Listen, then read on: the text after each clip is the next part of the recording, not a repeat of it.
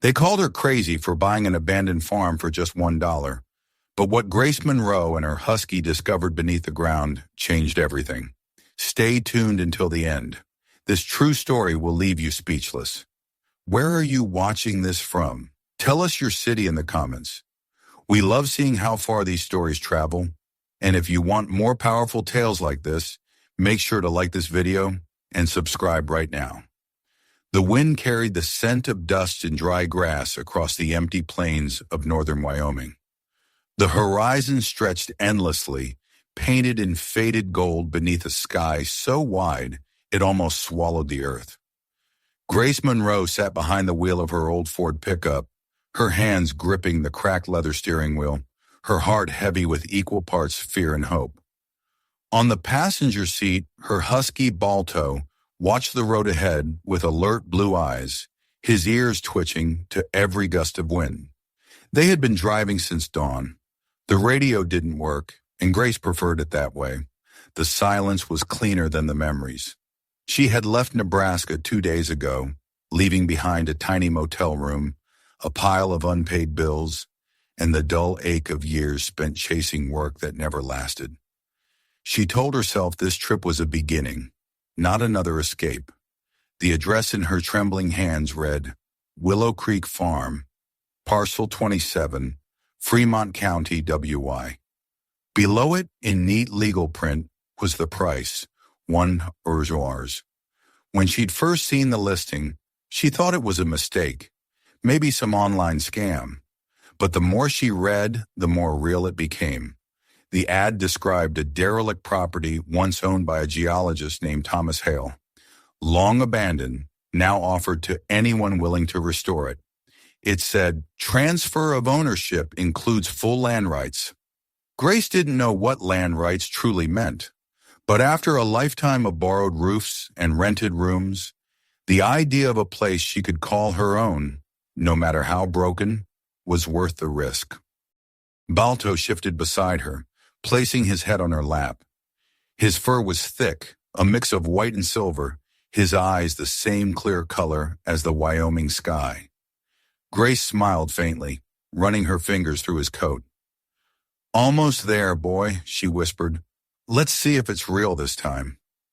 They turned off the main highway onto a narrow dirt road that seemed to lead nowhere. Tumbleweeds brushed against the truck's fenders. After several miles, the outline of a house appeared, its roof sagging, paint peeled to the bare wood, windows clouded with years of dust. The barn leaned slightly as though exhausted from waiting, and yet something about it felt alive, as if the earth itself had been holding its breath for someone to come back. Grace parked, stepped out, and took a long look at what was now, legally, hers. The land stretched for acres, golden fields meeting the dark line of distant mountains. The wind stirred the tall grass in waves, whispering through the broken fence posts. She felt an unexpected lump rise in her throat. Balto ran ahead, circling the porch, sniffing every corner as though searching for ghosts. Grace climbed the steps carefully. The boards creaked but held. Inside, the air was heavy with dust and memory. Faded curtains clung to cracked windows. A single rocking chair sat by the cold fireplace. On a table near the window lay a small wooden box, half buried under cobwebs. Grace brushed the dust away. Inside was a tarnished brass compass, its lid engraved with neat initials, TH. Beside it lay a thin notebook tied with twine. She sat on the floor and opened the first page. The handwriting was elegant but hurried, as if written during sleepless nights, April 3rd, 2015. They came again. I told them the land is not for sale. They didn't like that. I fear they'll come when I'm not here to stop them. If anyone finds this, remember, truth lies beneath the mountain. Grace frowned. Truth beneath the mountain? She murmured. She flipped through the pages, sketches of mineral layers, notes about electromagnetic readings, a few scattered maps of the nearby hills. Each entry ended with initials, TH, Thomas Hale. Balto's low growl made her pause. He was standing by the back door, staring into the open field, his fur bristling. Grace followed his gaze. The sky was empty, only the shifting light of the late afternoon. Still, something in the air felt unsettled. She walked outside and saw carved faintly into the porch railing a name, Hale, weathered, almost invisible beneath layers of time. It was then she noticed something else. Fresh tire tracks in the dirt road leading up to the house. Not hers. The feeling of solitude cracked just a little. That night, Grace lit a small fire in the old hearth, using broken chair legs and dry brush she'd gathered. Balto curled up beside her, his breathing slow and steady. The room filled with the smell of smoke and pine resin. She held the compass in her hands, watching the needle tremble in the faint light. The world outside was silent except for the whisper of wind against the windows. For the first time in years, she wasn't sleeping in someone else's place. This house, however fragile, however haunted by the past, was hers. Before she drifted to sleep, she reached down to stroke Balto's fur. "We made it, boy," she whispered softly. "We've got a home now." Balto raised his head, ears perked, eyes reflecting the firelight. For a moment, Grace thought she heard a faint metallic echo somewhere outside, like the distant sound of something shifting beneath the earth. But when she listened again, there was nothing. Only the sigh of the wind and the steady heartbeat of a land that had been waiting far too long to be found. Outside, the night deepened over Willow Creek. The stars burned cold and bright above the mountains, and down below, a woman and her dog slept beneath a roof that creaked softly, the fragile beginning of a story neither of them yet understood. The morning came quietly, washed in pale gold. A thin mist rolled over the fields of Willow Creek, clinging to the grass like breath that refused to fade. Grace Monroe stood on the porch with a cup of coffee, her eyes tracing the line where the land met the mountains. For the first time in years, she felt something close to peace. The house still smelled of dust and smoke, but it was hers now, and that made every creak and flaw feel almost sacred. Balto sat beside her, tail thumping lightly, his gaze fixed on the horizon as if waiting for something unseen. A faint rumble came from the distance, the kind of sound only old engines make. A white postal truck rolled up the dirt road, stopping near the mailbox that leaned tiredly to one side. A tall man stepped out, his gray mustache bright against sunburned skin. He raised a hand. "Morning, ma'am. Name's Earl Patterson. Didn't think I'd ever see someone living here again." Grace smiled faintly. "Guess that makes two of us." He handed her a bundle of old letters, most yellowed and unopened, all addressed to Thomas Hale. "Been sitting at the post office since he disappeared. Poor fellow just vanished one day, left his truck by the road. Folks around here say the land didn't want company." When Earl left, his truck kicking up dust behind him, Grace sat on the porch steps, turning the letters in her hands. The handwriting varied, official stamps, university seals, a few from something called Vanguard Minerals. She opened one and read a single line before her stomach tightened. "Dr. Hale, your refusal to cooperate leaves us no choice but to take independent measures." That evening, as the sun fell behind the ridge, a woman appeared at the fence line. She was small and wiry, with hair the color of wheat and eyes like storm clouds. "You must be the new owner," she said. "Name's Faye Drummond. I live over the hill." Grace nodded, grateful for a human voice. They spoke as the wind cooled. Faye brought a basket of bread and honey, saying softly, "Tom Hale was a friend, a kind man, maybe too kind for his own good. When the company started digging near the creek, he told them to stop. Next week he was gone. Nobody ever looked too hard after that." Balto growled low, his fur bristling. He was staring toward the tree line behind the barn. Grace turned but saw nothing, only the fading light and long shadows. Faye touched her arm gently. "Careful out here at night. Sometimes silence ain't peace. When darkness came, Grace couldn't shake the feeling of being watched. She lit the old kerosene lamp, its glow soft and trembling. The letters lay open on the table, each more threatening than the last. One of them mentioned something buried beneath the fault line at the base of the mountain. Balto began pacing, restless. Grace followed him outside with a flashlight. The beam cut through the night, glinting off something metallic half buried in the dirt near the barn. She crouched down and brushed the soil away, a rusted chain hooked to a latch in the ground. When she pulled, a small wooden hatch lifted, revealing the mouth of an old tunnel. The air rising from it was cold and smelled faintly of minerals and earth long sealed away. Balto whined softly but didn't back away. Grace steadied her breath. "Easy, boy. We'll come back tomorrow." She closed the hatch and covered it again. Back inside, she opened the map from Hale's journal and noticed for the first time that the lines drawn around the property matched the ridges of the nearby hills almost perfectly.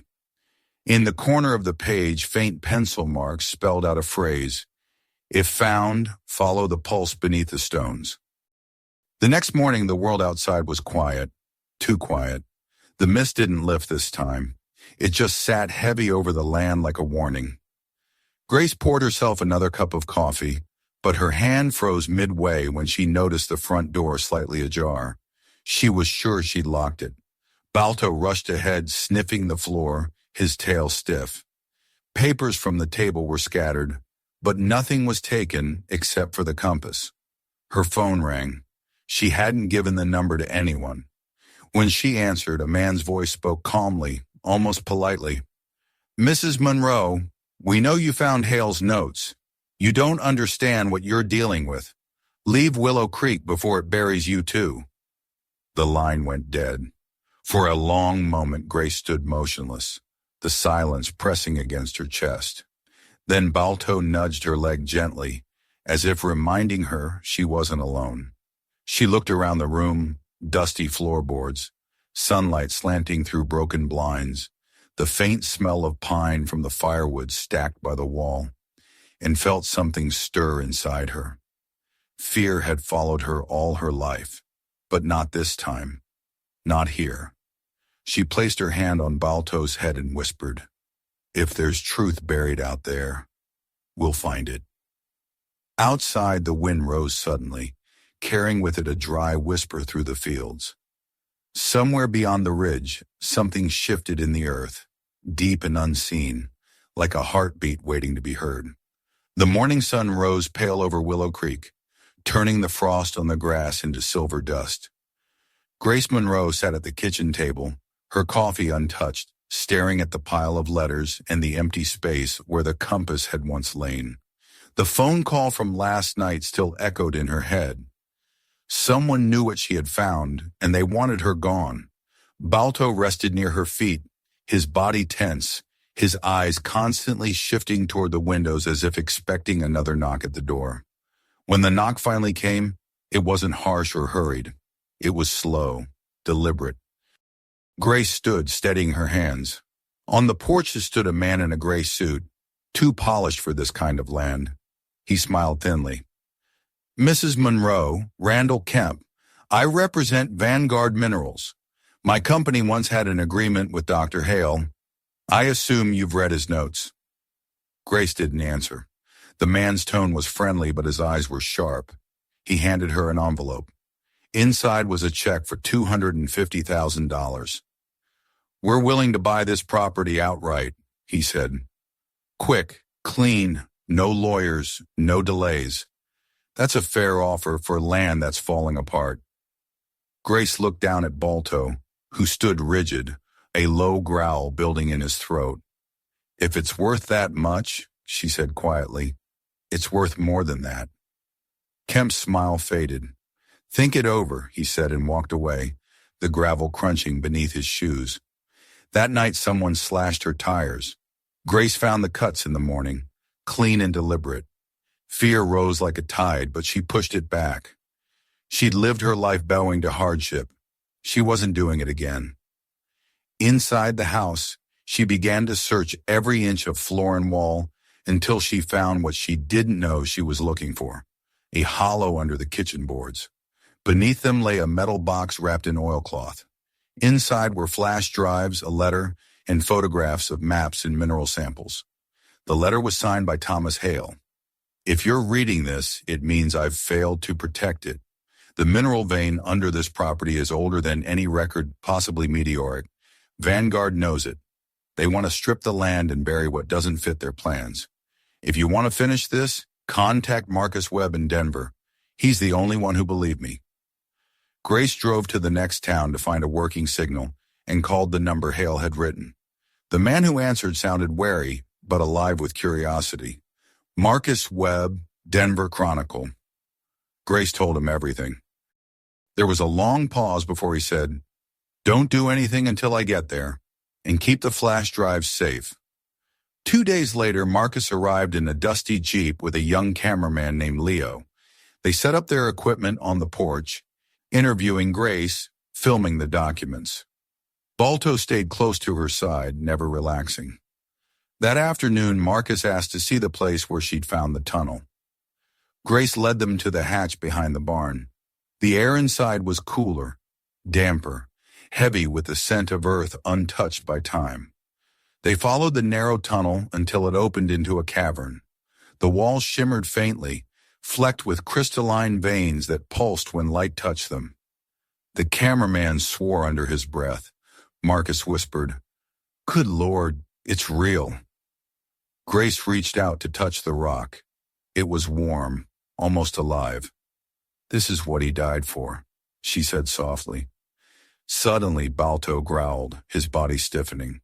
Echoes of footsteps came from behind them. Marcus turned off his light. In the faint glow from the crystals, dark figures appeared at the tunnel's mouth. 3 men, flashlights sweeping across the stone. Their voices were low and urgent. "Get the drives," one said. Grace's pulse quickened. Marcus gestured for silence. They moved deeper into the cavern, following Balto, who seemed to sense another way out. The tunnel narrowed, the air thick with dust. Behind them, the intruder's lights grew closer. One beam passed inches from Grace's shoulder. Then Balto barked sharply, lunging toward a narrow crack in the wall, forcing his way through. It opened into a second exit, a gap that led into the woods beyond the ridge. They stumbled out into daylight, gasping. The men didn't follow. Marcus clutched the drives like treasure. "We've got proof now," he said. "Everything they tried to hide." Grace sank to her knees beside Balto, burying her face in his fur. The husky licked her hand, his heart pounding as hard as hers. That night, Marcus uploaded the footage. The cavern, the minerals, the armed men, all of it. Within hours, the story began to spread. Grace watched the first reports on Marcus's laptop, her eyes wide and wet. For the first time since coming to Willow Creek, she wasn't afraid. She was part of something larger, something honest. When she stepped outside later, the stars hung low and bright over the valley. Balto stood beside her, nose lifted to the wind. The air smelled of snow and pine. Grace looked toward the dark silhouette of the mountain and whispered, "We're not done yet, boy, but we're close."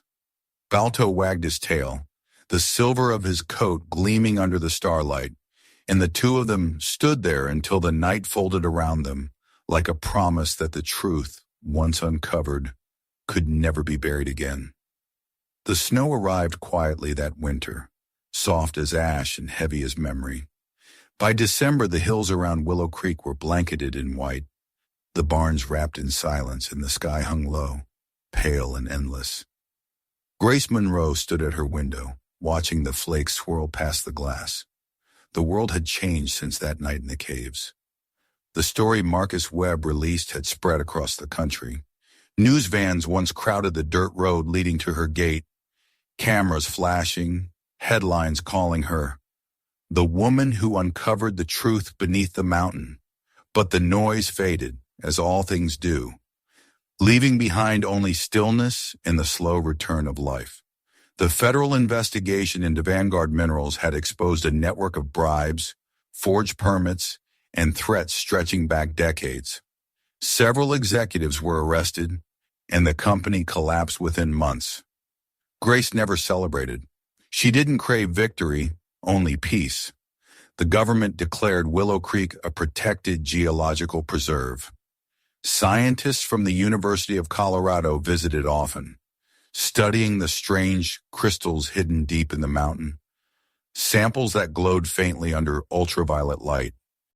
Grace let them use the old barn as a research shed. She wanted the land to breathe again.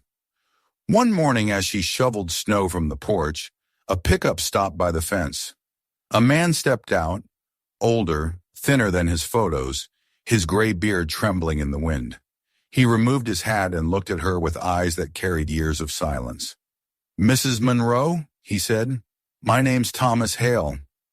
For a long time, Grace couldn't speak. The man she'd imagined dead stood before her, alive but changed. He explained how he'd gone into hiding after Vanguard's men came for him, living under a different name until he saw the news. "You did what I couldn't," he said quietly. "You gave this land back its voice." Grace invited him inside. Balto trotted between them, sniffing his boots before curling by the fire. They sat for hours as the snow fell outside, speaking softly about what had happened and what would come next. Hale's eyes filled when he saw his old notebook on her table. "You found my truth," he whispered, "and kept it safe." Grace smiled faintly. "No, Thomas, you left the truth where it belonged. I just listened." Weeks passed, and the property transformed. Volunteers came from nearby towns to repair the fences and repaint the house. Students worked beside geologists to document the cave formations. The land that had once been forgotten now carried laughter and footsteps again. Grace often walked to the ridge at sunset with Balto at her side, watching the lights of the small research camp shimmer below. Sometimes she saw Marcus there too, helping set up cameras or sharing coffee with the young scientists. He told her that her story had reminded people that courage wasn't about strength, but about staying when everyone else leaves. At night, the stars over Willow Creek seemed closer, their reflections dancing across the snow. Grace kept the compass on the mantelpiece, its brass face polished clean. It no longer pointed north. It spun gently whenever she held it near the window, as if the mountains still breathed beneath them. Balto would lie beside the fire, his fur shining in the flickering light, his eyes half closed, content in the warmth of home. Spring came slowly. The snow melted into streams that carved new paths through the fields. Wildflowers pushed through the thawing soil. The house smelled of fresh paint and pine, and laughter drifted from the porch. Hale decided to stay, helping the university record his findings. Grace, after years of wandering, finally registered the deed in her own name. When she signed it, her hands trembled not with age but with disbelief that she had truly found a place where she belonged. One quiet evening, as the sun slipped behind the mountains, Grace sat outside with a blanket wrapped around her shoulders.